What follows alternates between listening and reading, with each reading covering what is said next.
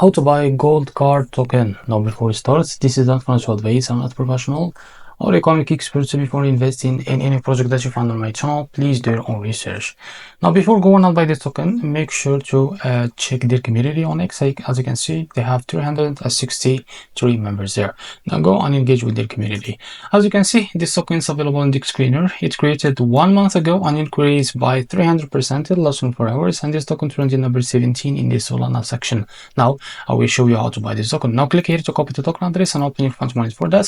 Click here on swap. Make sure that you have enough Solana on your wallet. Now click here and paste token address in the search bar. As you can see, this is our token. Click on it. Now here you can type how much you want to buy, as you can see, and here you will be able to see how much you receive that token. After that, to select the provider, click on pricing, click on provider. Now select the Jupiter, for example. Now as you can see, and click on apply. Now go back and click here on swap, and you will be able to redirect to the Jupiter provider page to be able to buy this token. So this is how to buy gold card token. If you found this very helpful, please like and subscribe. See you next video.